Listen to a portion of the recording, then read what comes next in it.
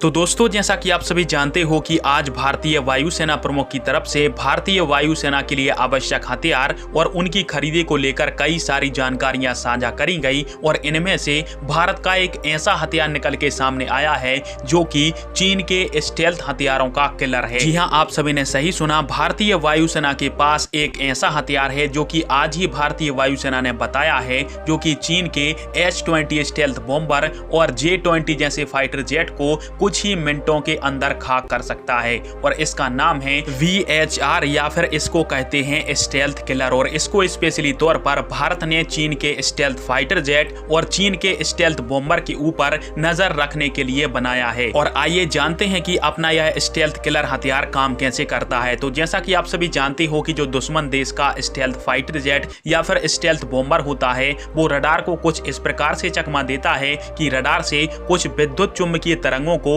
जब टारगेट की तरफ भेजा जाता है तो जो स्टेल्थ फाइटर जेट होते हैं उनकी एक खास बनावट के कारण कुछ जो विद्युत चुंबकीय तरंगे हैं स्टेल्थ फाइटर जेटों से बिना टकराए सीधी निकल जाती हैं और कुछ जो विद्युत चुंबकीय तरंगे हैं वो इनकी सरफेस से टकराती हैं तो इनके ऊपर रडार अब्सॉर्बिंग मटेरियल या फिर स्टेल्थ कोटिंग करी जाती है जो इन तरंगों को अवशोषित कर लेती हैं और कुछ ही जो तरंगे होती हैं वो इन फाइटर जेट या फिर इन टारगेटों से टकराकर वापस जो रिसीवर मॉड्यूल होता है वहां पर पहुंच पाती हैं, जिसके कारण से रडार के ऊपर उसका जो सिग्नेचर है वो बिल्कुल एक पक्षी के आकार का आता है और इस प्रकार से स्टेल्थ टारगेट को डिटेक्ट कर पाना लगभग असंभव हो जाता है। परंतु भारत का जो VHR रडार है वो इतना एडवांस है कि इसमें जो तरंगों की संख्या है उसको कई गुना ज्यादा बढ़ा दिया गया है। यानी मान के चलिए कि यदि कोई साधारण सा रडार है जो 100 तरंगों के माध्यम से स्टेल्थ टारगेट को पकड़ना चाहता है तो उसके मुकाबले में जो अपना स्टेल्थ किलर है वो 1000 से लगाकर